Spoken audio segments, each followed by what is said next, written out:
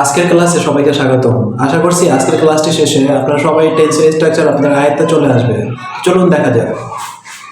Tense structure at glance, এটা হচ্ছে active ভয়েসের ক্ষেত্রে। অর্থাৎ আমরা জানি টেন্স প্রধানত তিন প্রকার: present tense, past tense, future tense. প্রত্যেকটাকে আবার চার প্রকারে ভাগ করা হয়েছে। তাহলে টেন্স হচ্ছে মোট 12 প্রকার। আমার এই পাশে আছে হচ্ছে 6 প্রকার, এই পাশে আছে 6 প্রকার। তো চলুন দেখি। আমার হাতে ডান পাশে আছে কন্টিনিউয়াস টেন্স, শুধু কন্টিনিউয়াস টেন্স অথবা পারফেক্ট কন্টিনিউয়াস টেন্স।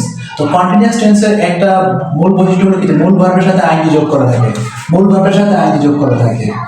তো আমাদের শুধু মনে রাখতে হবে যে অক্সিলারি ভার্বগুলো, যদি প্রেজেন্ট কন্টিনিউয়াস টেন্স হয় তাহলে অক্সিলারি ভার্ব হবে am is are, যদি পারফেক্ট কন্টিনিউয়াস হয় যদি পারফেক্ট কন্টিনিউয়াস টেন্স হয় তাহলে হ্যাভ বিন অথবা হ্যাড বিন, যদি পাস্ট কন্টিনিউয়াস হয় তাহলে অক্সিলারি ভার্ব হবে was অথবা were, যদি পাস্ট পারফেক্ট কন্টিনিউয়াস টেন্স হয় তাহলে হবে কি অক্সিলারি ভার্ব হ্যাড বিন, যদি ফিউচার পারফেক্ট কন্টিনিউয়াস টেন্স হয় বা ফিউচার কন্টিনিউয়াস টেন্স হয় তাহলে শ্যাল বি বা উইল বি হবে, আর ফিউচার পারফেক্ট কন্টিনিউয়াস টেন্স হলে হবে শ্যাল হ্যাভ বিন বা উইল হ্যাভ বিন।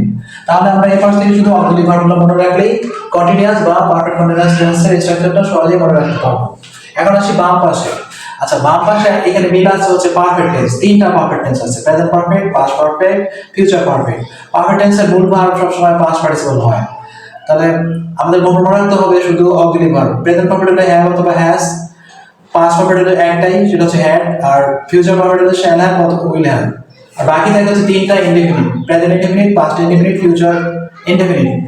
তো যদি প্রেজেন্ট ইনডেফিনিট টেন্স হয় তাহলে মূল ভার্ব সাবজেক্টের পরে মূল ভার্ব বসে। মূল ভার্ব যদি থার্ড পারসন সাবজেক্ট যদি থার্ড পারসন সিঙ্গুলার হয় তাহলে মূল ভার্বের শেষে এস বা ইএস বা প্রেজেন্ট ফর্ম বসতে পারে। এরপর যদি পাস্ট ইনডেফিনিটে একটাই মূল ভার্ব বসে, সেটা হচ্ছে ভার্বের ভি টু হয়, পাস্ট ফর্ম হয়। এরপরে আছে ফিউচার পারফেক্ট। ফিউচার পারফেক্টে শ্যাল বা উইল, অর্থাৎ সাবজেক্টের পরে শ্যাল বা উইল বসে, এরপর মূল ভার্বের ভি অন বেস ফর্ম বসে।